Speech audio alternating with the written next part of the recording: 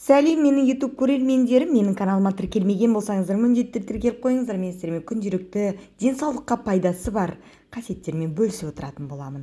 Ақжелкеннің адамның жүрек қан тамырларын қорғау қасиеті бар. Ақжелкен дегеніміз, яғни біздің петрушкамыз, күнделікті тамаққа, салатқа қолданып жүрген. Қан қысымын төмендетеді, қандағы май құрамын азайтады. Күн салқындағанда ерін кезеріп, тыныс тарылуы, іште ыстық барын білдіреді. Ақжелкен бауырдың ыстығын қайтарады. Оның тәбетті ашатында қасиеті бар. Ақжелкен ішекті де тазалайды. Мандарин қабығынан 10 грамм, ақжелкеннің 10 грамм алып, оны 200 мг суда қайнатып ішсе, асқазанды тазалайды. Бауырдың ыстығын қайтарып, жұмысын жақсартады. Өте әсері жақсы, керемет, сіздер жасап көріңіздер. Мен осыны жасап көргенмін. Бүйректегі тастарды ерітуге көмектесетін ақжелкенді қолданудың ең жақсы тәсілі жаңа шырын қоспасын жасау. Яғни бірге жасайық. 50 грамм шырын сығып ала салысымен бірден пайдалану қажет. 10 минут тұрғаннан кейін сапасы жойылып кетеді. Шырынды ішкен соң бүйректі тазарту үшін жер бауырлап жатып, аяқ қолды бір мезгілде жоғары 3 рет көтеріңіз. Бұл қозғалыс тастың үгітіліп, құмға айналуына, ыдырап сыртқа шығуына мүмкіндік жасайды.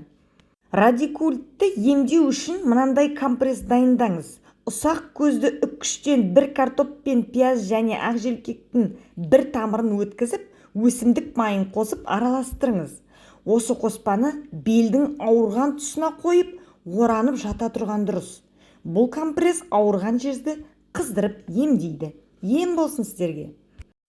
Кіші дәреті жүрмегенде 2 қасық ұсақталған ақжелкен тамырына 1 стақан қайнаған су құясыз, 10 сағат термоста тұндырып қоясыз. Дайын тұнбаны күніне 3 мезгіл тамақтан жарты сағат бұрын 1 үлкен ас қасығын ішесіз. Осылай 10 күн қабылдау керек. Остеохондроз кезінде 100 грамм ақжелкен тамырын, 100 грамм сельдерей жапырағын турайсыз, жарты литр суға салып қайнатасыз. Қайнаған қоспаға 1 лимонды сығып, шырынын қосасыз және 2 қасық бал саласыз. Жылы күйінде бірден қабылдайсыз. Бұл ағзадағы артық тұзды шығарады. Құрметті менің YouTube көрермендерім, жаңадан қосылып жатқан оқырмандарым, көрермендерім, егер де сіздер мені бірінші болып көргілеріңіз келсе, колокольчикті басып қойыңыздар. Міндетті түрде мен сіздерден әр салған видеом сізден бірінші болып мен шығатын боламын. Қосылмаған болсаңыздар, міндетті түрде подписка жасап қойыңыздар. Сіздерге осы, яғни ақжелкеннің, яғни петрушканың рак ауруына қандай пайдасы бар екен сіздерге алдағы уақытта айта кететін боламын. Рахмет, сау болыңыздар.